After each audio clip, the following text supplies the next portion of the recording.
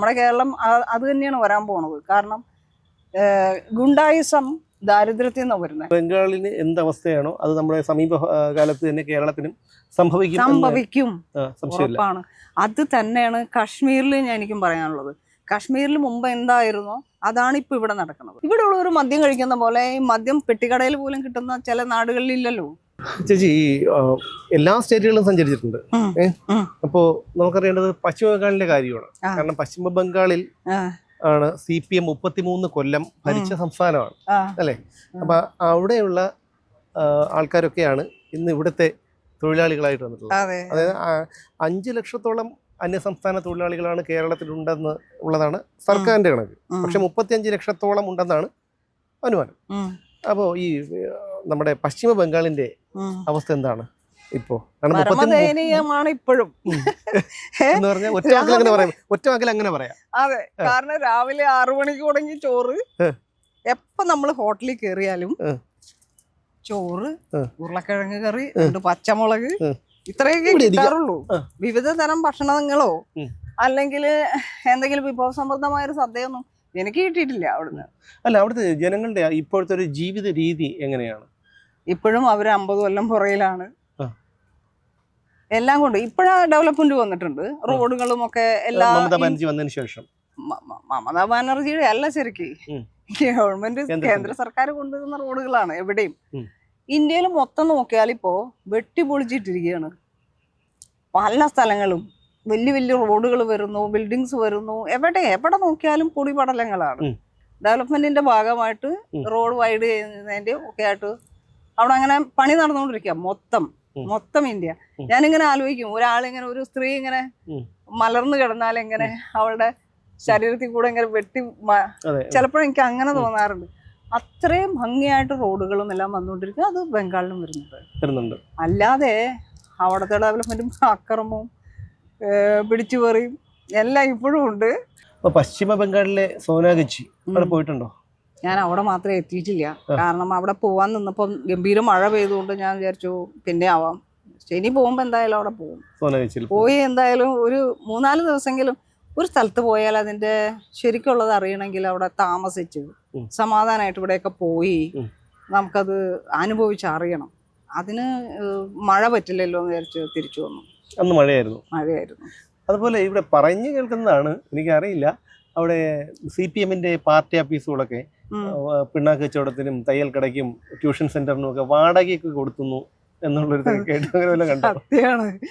അതായത് ഇവരുടെ കൊടി കണ്ടിട്ടുണ്ടെങ്കിലേ ഇപ്പൊ പറയുകയാണെങ്കിൽ അത് പാർട്ടി വെച്ചിട്ട് അല്ലെങ്കിൽ ഞാൻ സംഖ്യ ആയതുകൊണ്ട് പറയണതാന്ന് പറയും. ഒരു യാത്രിക എന്നുള്ള നിലയ്ക്ക് എനിക്ക് സത്യം പറഞ്ഞേ തീരൂ. ഇവരെ കൊടി കണ്ട അവരെ ഓടിച്ചിട്ട് നല്ലോണം അവരായി മാറി ഇപ്പോൾ അവര്. കാരണം അവരുടെ ദാരിദ്ര്യത്തിന് അത്രയും. ഞാൻ പറയട്ടെ, ഒരു ഹോട്ടലിൽ കയറി കഴിഞ്ഞാൽ വിവിധ തരം ഭക്ഷണങ്ങൾ ഉണ്ടാവില്ലേ? അവിടെ ആകെ കിട്ടണത് ഇത്തിരി ഉരുളക്കിഴങ്ങ് കറി, ഒരു ചീര പുഴുങ്ങിയത്, ഒരു പച്ചമുളകാണ്. രാവിലെ ചോറാണെങ്കിൽ ഒന്ന് ആലോചിച്ച് നോക്കി അവരെത്രമാത്രം അത് ദാരിദ്ര്യത്തിലേക്ക് പോയിട്ട് വേണം അങ്ങനെ വരാൻ. പിന്നെ അതുപോലെ തന്നെ അക്രമങ്ങളും ഗുണ്ടായിസും ഒക്കെ തന്നെ ദാരിദ്ര്യത്തിന്റെ ഭാഗമാണ്. അതിപ്പോഴും ഉണ്ട് എന്നുള്ളതാണ്. പക്ഷെ ഇപ്പോഴും നമ്മളിപ്പോ ഇവിടെ നോക്കി കഴിഞ്ഞാലും CPM-ന്റെ കൊടിയാണ് നമ്മുടെ തമ്പുരാന്റെ. അപ്പോ അവിടെ ഈ CPM-ന്റെ കൊടിയൊക്കെ ഉണ്ടോ? കാരണം ഞാൻ ചോദിക്കാൻ കാരണം വെച്ചാൽ പശ്ചിമ ബംഗാളിൽ എന്തെങ്കിലും പോകണമെന്നും അവിടുത്തെ ഒരു സ്ഥിതി രീതികളൊക്കെ ഒന്ന് അറിയണമെന്ന് എനിക്കൊരു ആഗ്രഹമുണ്ട്. കാരണം കമ്മ്യൂണിസം തകർത്തെറിഞ്ഞ രാജ്യങ്ങൾ ഒരുപാടുണ്ട്. നമ്മൾ രാഷ്ട്രീയം പറയുകയല്ല, പക്ഷെ എൻ്റെ വ്യക്തിപരമായ ഒരു അഭിപ്രായം, മറ്റേത് രാഷ്ട്രീയ പാർട്ടിയും നിലനിന്നോട്ടെ, പക്ഷെ കമ്മ്യൂണിസത്തിനൊരു ദോഷവശം എന്ന് പറഞ്ഞു കഴിഞ്ഞാൽ ഒരു പരിധി കഴിഞ്ഞാൽ കമ്മ്യൂണിസം എച്ചിൽ പോലെയാണ്. എച്ചിൽ നമ്മളിപ്പോൾ ഒരു എത്ര സുഗന്ധമുള്ള ഒരു ഭക്ഷണ പദാർത്ഥമായിരുന്നാലും അത് ഒരു സമയം വരെ അത് മണമുണ്ടായിരിക്കും, നമുക്ക് കഴിക്കാൻ പറ്റും. അത് കഴിഞ്ഞാൽ എച്ചിലായി കഴിഞ്ഞാൽ എന്താണ്, പുഴുവരിക്കും, ദുർഗന്ധം ഉണ്ടാവും. അതുപോലെയാണ് കമ്മ്യൂണിസം. തീർച്ചയായിട്ടും അവര് ബോധത്തിലേക്ക് വന്നു തുടങ്ങിയല്ലോ. അതുകൊണ്ടാണ് വെറുക്കപ്പെട്ടാൽ ശരിക്കും അവിടെയാണ്. ഇവിടെ ഉള്ളവർക്ക് ഇപ്പോഴും നേരം വെളുത്തിട്ടില്ലല്ലോ. കാരണം ഞാൻ എൻ്റെ ഒരു ഇതെന്ന് വെച്ചാൽ നമ്മുടെ വെസ്റ്റ് ജർമ്മനി, റൊമാനിയ, അതുപോലെ ഫിൻലാൻഡ്, അങ്ങനെ ഈ പല രാജ്യങ്ങളിലും എന്താണ് കമ്മ്യൂണിസം നിലനിന്ന പല രാജ്യങ്ങളിലും ഇന്ന് കമ്മ്യൂണിസത്തെക്കുറിച്ച് പരസ്യമായി സംസാരിക്കുന്നതും പ്രചരിപ്പിക്കുന്നതും ക്രിമിനൽ കുറ്റമാണ്. അപ്പോൾ എത്രമാത്രം ആ ഒരു കമ്മ്യൂണിസം ആ രാജ്യങ്ങളെ പിന്നോട്ടടിച്ചു എന്നുള്ളതിൻ്റെ ജനങ്ങളുടെ ഒരു രോഷമാണ്. ആ രോഷം തിരിച്ചറിയാൻ എന്തായാലും നമുക്ക് റൊമാനിയയിലും ഫിൻലാൻഡിലൊന്നും പോകാൻ കഴിയില്ല. അതുകൊണ്ടാണ് ഞാൻ ആഗ്രഹിക്കുന്നത് എപ്പോഴെങ്കിലും ഈ എന്താണ് പശ്ചിമ ബംഗാളിൽ പോകണമെന്ന് ആഗ്രഹിക്കുന്നത്? ദാരിദ്ര്യം ഒരു മനുഷ്യനെ, ഒരു ജനതയെ ഗുണ്ടായുസത്തിലേക്ക് കൊണ്ടുപോകും. അതിൻ്റെ നേർക്കാഴ്ചയാണ് നമ്മൾ ഈ ദാരിദ്ര്യം പിടിച്ച സ്ഥലങ്ങളിൽ പോകുമ്പോൾ അവിടെയുള്ള കള്ളത്തരങ്ങൾ. നമ്മളിപ്പോൾ ഒരു കാര്യം പറഞ്ഞു കഴിഞ്ഞാൽ ഒരു കൂലി പറഞ്ഞു ഉറപ്പിച്ചാൽ ഞാൻ അതല്ല പറഞ്ഞേ, ഞാൻ ഇങ്ങനെയാ പറഞ്ഞതെന്ന് പറഞ്ഞ് തുക കൂട്ടി മേടിക്കുകയും അങ്ങനെ അമിതമായ ചാർജ് ഈടാക്കുന്നതൊക്കെ ദാരിദ്ര്യത്തിന്റെ ഭാഗമാണ്. അതായത് ഇപ്പൊ അവിടെ ചെന്നിട്ട് അവിടെ ഓട്ടോറിക്ഷ പൂറുണ്ട്, റിക്ഷയാണല്ലേ, റിക്ഷ, പിന്നെ ഈ ബൈക്ക് പോലത്തെ അതിൽ വെച്ചിട്ട് ഇങ്ങനെ പല അപ്പൊ അതിലൊക്കെ നമ്മളിപ്പോ യാത്ര തിരിക്കുമ്പോ ഒരു എമൗണ്ട് പറഞ്ഞു ഉറപ്പിക്കും. അത് കഴിഞ്ഞ് ലക്ഷ്യസ്ഥാനത്ത് എത്തുമ്പോ അതൊരു മാറ്റും. ഞാൻ അങ്ങനെയല്ല പറഞ്ഞത്, നിങ്ങൾ കേട്ടതിന്റെ കുഴപ്പമാന്ന് പറയും. അപ്പൊ പിന്നെ നമ്മൾ കൊടുത്തേ തീരും, നമ്മൾ അന്യ രാജ്യത്ത് ചെന്നേക്കണതല്ലേ. അതേപോലെ തന്നെ ഹോട്ടലിൽ കയറിയാലും എന്താ അതിൻ്റെയൊക്കെ കൂലി, ഒരു ഭക്ഷണത്തിന്റെ ചാർജ് എടുക്കണതും എല്ലാം അവിടെയും, അതെല്ലാം തന്നെ ദാരിദ്ര്യത്തിന്റെ ഭാഗമാണ്. നമ്മുടെ കേരളം അത് തന്നെയാണ് വരാൻ പോണത്. കാരണം ഗുണ്ടായിസം ദാരിദ്ര്യത്തിൽ നിന്നാണ് വരുന്നത്. അത് അവരെ പറഞ്ഞിട്ട് കാര്യമില്ല, ജീവിക്കാനുള്ള ഒരു പ്രാണവിപ്ലവത്തിൽ ചെയ്തു പോകുന്നതാണ്. അത് എവിടെയും ദാരിദ്ര്യമുള്ള എവിടെയും. പക്ഷെ വെറുത്താൽ ഇങ്ങനെ വെറുക്കുന്നൊരു സംഭവം. കാരണം ചിലപ്പോഴൊക്കെ അവരുടെ കൊടിയും വെച്ചാൽ അവരെ ഓടിച്ചിടും അവര്, അത്രയും ദേഷ്യമുള്ളവർ. നമ്മളെ ഈ ബംഗാളിലൊക്കെ ഈ ജംഗ്ഷനുകളിലും മറ്റു അതുപോലെ നഗരങ്ങളിലൊക്കെ ഈ CPM കൊടി ഇപ്പോഴും കാണാറുണ്ടോ? അങ്ങനെ വലിയ കാര്യമായിട്ട് ഞാൻ കണ്ടിട്ടില്ല കേട്ടോ, ഇല്ല. എനിക്ക് തോന്നണേ അത് ചില പ്രകടന സമയത്തെങ്ങാനും ഉണ്ടെങ്കിലേ ഉള്ളൂ, അല്ലാതെ ഇങ്ങനെ നമ്മുടെ ഇവിടെ കാണുന്ന പോലെ പ്രകടനം നടത്തുന്ന ആളൊക്കെ ഉണ്ടോ അവിടെ? അല്ല, ചെറിയ ഒരു 5-6-7 പേരൊക്കെ ചിലപ്പോ കിട്ടിയെന്ന് വരും, അത്രേ ഉള്ളൂ. പക്ഷേ ഇത് അനധികൃതമായ കുടിയേറ്റങ്ങളാണ് അവിടുത്തെ ഏറ്റവും വലിയ ഗുണ്ടായിസം. ബംഗ്ലാദേശിൽ നിന്നുള്ള കുടിയേറ്റം. അതെ, തീർച്ചയായിട്ടും. നമുക്ക് കാണുമ്പോ തന്നെ അറിയാം അവര് ഇത് ഇപ്പൊ കേരളത്തിൽ തന്നെ എത്രയുണ്ടാവും, ഇത് സെയിം ആണ് അവിടെയും സംഭവിക്കണേ. ഇവരെയൊക്കെ കൊണ്ടുവന്ന് താമസിപ്പിച്ച് അവിടെ അങ്ങനെയാണോ ദൂഷിച്ചു പോയത്. നമ്മുടെ നാട്ടുകാരല്ല, ഇന്ത്യക്കാരല്ല കൂടുതലും ഉള്ളത് അവിടെ. അല്ല, പക്ഷെ എങ്കിൽ പോലും ഈ ബുദ്ധദേവ് ഭട്ടാചാര്യയും ജ്യോതി ബസുവും ഒക്കെ 33 വർഷം അവർ മാറി ഭരിച്ചതാണ്. 7 തവണ എന്തോ പശ്ചിമ ബംഗാൾ ഭരിച്ചവരാണ്. അങ്ങനെ ഭരിച്ചിട്ട് പോലും ഒടുവിൽ രാഷ്ട്രീയ കൊലപാതകങ്ങൾ നമ്മൾ കേട്ടാൽ ഞെട്ടിപ്പോകുന്നത്. ഔദ്യോഗികമായി തന്നെ അവസാനം ജ്യോതി ബസുവിന് ബുദ്ധദേവ് ഭട്ടാചാര്യക്ക് സമ്മതിക്കേണ്ടി വന്നു നിയമസഭയിൽ. ഞങ്ങൾ ഇത് രാഷ്ട്രീയ ചെറുത്തുനിൽപ്പിന്റെ ഭാഗമായി 128 കൊലപാതകങ്ങളോ രാഷ്ട്രീയ കൊലപാതകങ്ങളോ എന്തോ മറ്റോ നടത്തിയെന്ന് പരസ്യമായി സമ്മതിക്കേണ്ട ഒരു അവസ്ഥയുണ്ടായി. അപ്പൊ ആ ഒരു അവസ്ഥയിൽ നിന്ന് ജനങ്ങൾ ഇപ്പോഴും ആ ഒരു ഇതിൽ തന്നെയാണോ പോകുന്നത്? അല്ല, ജനങ്ങൾക്ക് ഇത് മനസ്സിലായിട്ടുണ്ട്. ഞാൻ പറഞ്ഞില്ലേ, ഒരു ആശയം വെറുക്കപ്പെട്ടു തുടങ്ങിയാൽ പിന്നെ അതിന്റെ മൂർധന്യാവസ്ഥയിൽ അവർ വെറുത്തു പോകും. അവിടേക്ക് നമ്മളെത്തിയിട്ടില്ല എന്ന് മാത്രമേ ഉള്ളൂ. അവര് ഏറെക്കുറെയൊക്കെ മാറിയിട്ടുണ്ട്. പിന്നെ അടിച്ചമർത്തി ഭരിക്കുന്ന ഒരു ഭരണാധികാരി ഉണ്ടെങ്കിൽ അവരെ പേടിച്ചു നിൽക്കുന്നവരുണ്ടെന്നല്ലാതെ സപ്പോർട്ട് ചെയ്യുന്നവരല്ല, ഭയപ്പെട്ടു മിണ്ടാതിരിക്കുന്നവരാണ് കൂടുതലും ഉള്ളത് എന്നാണ് എനിക്ക് മനസ്സിലായത്. അപ്പൊ അതായത് ഇപ്പോ ബംഗാളിന് എന്തവസ്ഥയാണോ അത് നമ്മുടെ സമീപ കാലത്ത് തന്നെ കേരളത്തിനും സംഭവിക്കും, ഉറപ്പാണ്. അത് തന്നെയാണ് കാശ്മീരിൽ എനിക്കും പറയാനുള്ളത്. കാശ്മീരിൽ മുമ്പ് എന്തായിരുന്നോ അതാണ് ഇപ്പൊ ഇവിടെ നടക്കുന്നത്. അവിടെ അന്നത്തെ പ്രസംഗങ്ങൾ അതൊക്കെ എൻ്റെ കയ്യിലുണ്ട്, ഞാൻ എൻ്റെ ബുക്കിൽ കൂടെ അതൊക്കെ കുറച്ച് പറയാം. അന്ന് അവിടെ എന്താണോ സംഭവിച്ചത് ആ ഒരു സപ്പോർട്ടാണ് ഇപ്പൊ ഇവിടെയും നടക്കണത്. ഇപ്പൊ ഇവിടെ തന്നെ ഈ 28 പേരെന്തോ മരിച്ചിട്ടുണ്ടല്ലേ ഈ അത്യാഹിതത്തില്. പക്ഷെ അതിനെ ന്യായീകരിക്കുന്നവർ ഇപ്പോഴും ഇവിടെ ഇല്ലേ?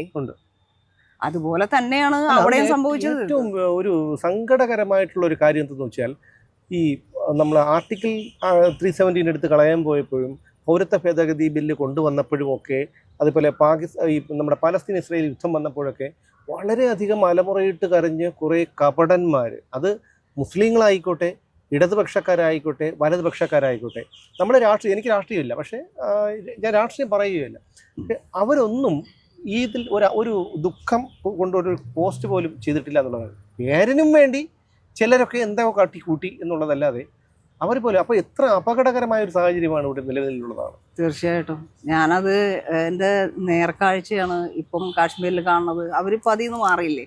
അതുപോലെ നമ്മൾക്ക് എന്നാണോ തിരിച്ചറിവ് വരണേന്നാണ് ഞാൻ തിരിച്ചറിവ് വരുമ്പോഴേക്കും ഒരുപാട് വൈകി പോകും എന്നുള്ളതാണ് ഏറ്റവും വലിയൊരു. അതിലും ദയനീയമായ ദാരിദ്ര്യത്തിലേക്ക് പോകുന്നു.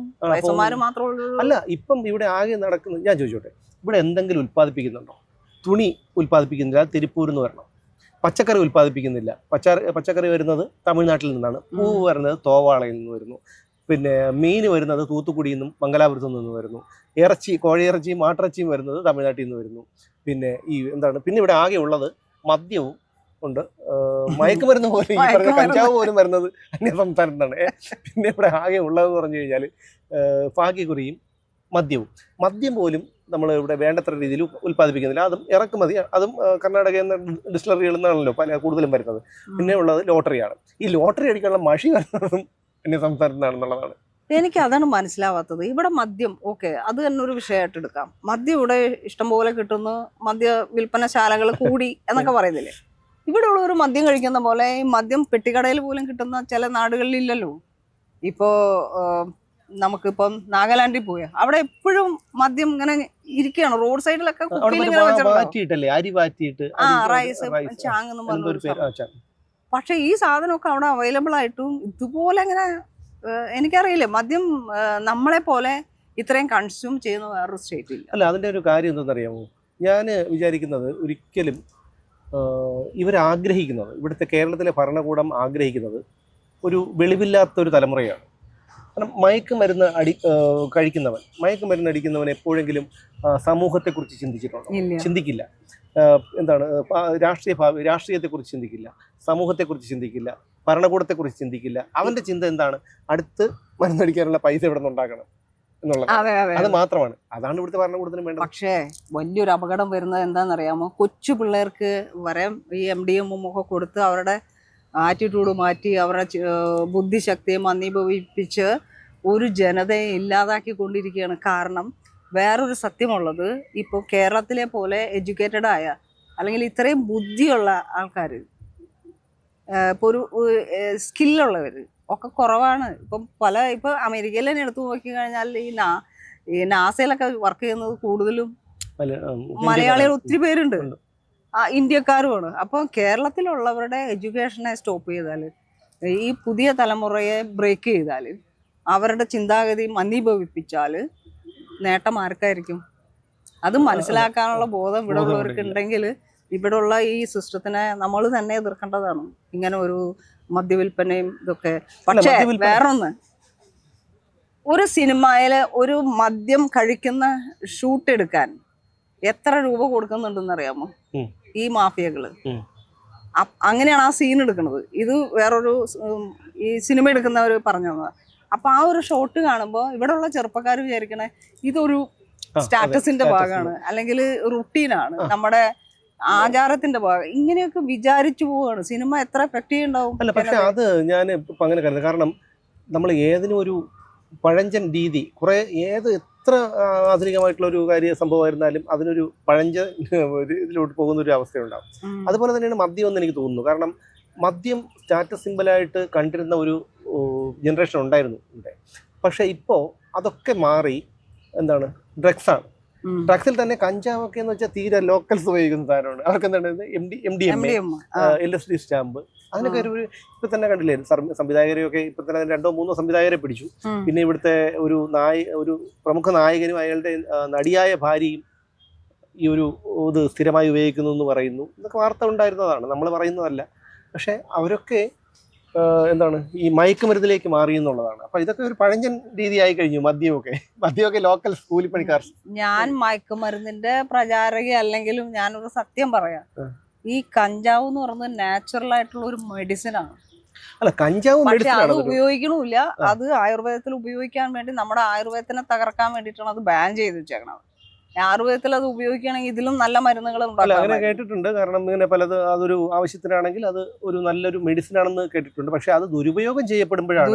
ഞാൻ ചോദിച്ചോട്ടെ, ഒരു ജോലിക്ക് പോവാതെ ഇരുന്ന് വലിച്ചു വിടുന്നവൻ വലിച്ചിട്ട് ഒരു കാര്യമില്ല. പക്ഷെ നാച്ചുറൽ കഞ്ചാവ് പോലും അല്ലല്ലോ ഇപ്പൊ കിട്ടുന്നത്, ആർട്ടിഫിഷ്യൽ അല്ലേ? ആർട്ടിഫിഷ്യൽ ആണ്, എന്തോ ഹൈബ്രിഡ് കഞ്ചാവ് അങ്ങനെ എന്തോ പറയുന്നുണ്ട്. പക്ഷെ കാശ്മീരിലൊക്കെ റോഡ് സൈഡിൽ പൊന്തക്കാട് പോലെ കഞ്ചാവ് കിട്ടുന്നത്. ആർക്കും അത് വേണ്ട. അപ്പൊ എനിക്ക് തോന്നണേ ധാരാളിത്തം കൊണ്ട് മൈൻഡ് ചെയ്യാതായതാണോ?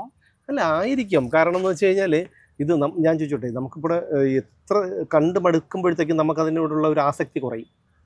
അത് ഭക്ഷണമായിരുന്നാലും ശരി, എന്തായിരുന്നാലും ശരി. അപ്പൊ അവർക്ക് അതിനെക്കുറിച്ച് അറിയാം. അപ്പൊ അവര് ഉപയോഗിക്കുന്നവർ അഫ്ഗാനിലൊക്കെ ഇത് ഉപയോഗിക്കുന്നുണ്ട്, ഒരുപാട് ഉപയോഗിക്കുന്നുണ്ടെന്ന് കേട്ടിട്ടുണ്ടല്ലോ. അവർ നട്ട് വളർത്തുന്നുണ്ട്. പക്ഷെ കേരളത്തിൽ അതില്ലാത്തതുകൊണ്ട്, പക്ഷെ അത് കേരളത്തിൽ ആർട്ടിഫിഷ്യൽ വരുന്നതാണ് ഏറ്റവും വലിയ പ്രശ്നം. സിന്തറ്റിക് ഡ്രഗ്സ് ഒക്കെ വലിയ അപകടം ചെയ്യുന്നുണ്ട്, ക്രൈം റേറ്റ് കൂടുന്നുണ്ട്. കൊച്ചു കുട്ടികൾ 9ാം ക്ലാസ്സിൽ പഠിക്കുന്ന കുട്ടി ഇത് ഉപയോഗിച്ച് മരിച്ചുപോയി. മരിച്ചുപോയത് ഒരു ഞാൻ 2 ദിവസം മുമ്പ് ഒരു റീൽസ് കണ്ടു. ഒരു 4 പെമ്പിള്ളേരെ മറ്റോ ആണെന്ന് തോന്നുന്നു.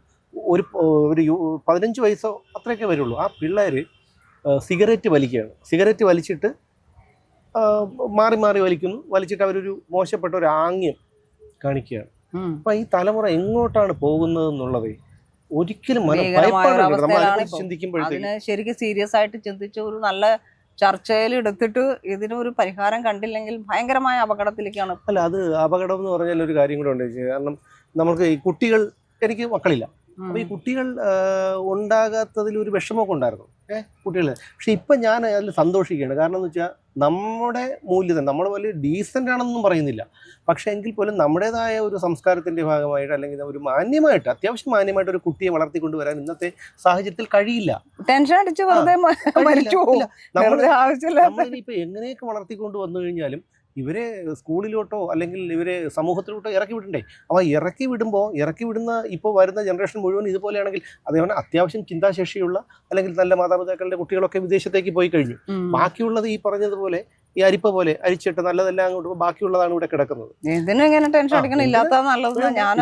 അതാണ് ഞാൻ ആലോചിക്കുന്നത്. എന്തിനാണ് നമ്മൾ ഇതിനു വേണ്ടി നിൽക്കുന്നത്? അത് ആലോചിക്കുമ്പോഴത്തേക്കും ആ ഒരു വിഷമം മാറി കിട്ടും എന്നുള്ളതാണ്. അപ്പൊ ബംഗാളിൽ പോയി, ഇനിയിപ്പോ എന്താണ് ലക്ഷദ്വീപിലും ചേച്ചി പോയിരുന്നു. ആ ലക്ഷദ്വീപിനെ കുറിച്ച് നമുക്ക് അടുത്ത അധ്യായത്തിലായിട്ട് വരാം. അപ്പൊ തൽക്കാലം ഇപ്പൊ ഇവിടെ നിർത്താം. അവര് മാറി, പക്ഷെ നമ്മൾ മാറിയിട്ടില്ല. നമ്മൾ അവരെ ഇപ്പോഴും പറയുന്നു അവരെ സേവ് ചെയ്യാനാണ്. അവിടുത്തെ ഒരു ഇത് കണ്ടത്, അവിടെ സ്ത്രീകൾക്കാണ് സ്വാതന്ത്ര്യം. സ്ത്രീ എന്ന് വെച്ചാൽ സ്ത്രീകൾക്കാണ് സ്വത്ത്, പുരുഷന്മാരെ കല്യാണം കഴിച്ചു കൊണ്ടുവരികയാണ്. അപ്പൊ ഈ തെങ്ങിനും അതുപോലെയുള്ള മരങ്ങൾക്കൊക്കെ കാവ്യം അടിച്ചിരിക്കുന്നു, എല്ലാം കാവ്യവൽക്കരണമാണെന്ന് പറഞ്ഞതിനെ കുറിച്ച് ഞാൻ അവരോട് ചോദിച്ചപ്പോൾ ഇത് ഞങ്ങളെ തെറ്റിദ്ധരിപ്പിച്ചതല്ലേ, പിന്നെയല്ലേ മനസ്സിലായി ഇത് ഈ മരത്തിന് ബ്യൂട്ടിഫിക്കേഷൻ വരുത്തുന്നതിനോടൊപ്പം തന്നെ മരത്തിന് പ്രൊട്ടക്ഷനും കൂടിയാണ്. എന്തോ ഒരു മരുന്നും കൂടി ഇട്ടിട്ടാണ് അത് ചെയ്യുന്നത്. ആസാമിലെ ഒരു റെയിൽവേ സ്റ്റേഷനിൽ ഇതുപോലെ കിടക്കുമ്പോൾ തന്നെ അവിടെ ഉള്ളവർ തന്നെ സൂക്ഷിക്കണേ എന്ന് പറഞ്ഞതാ.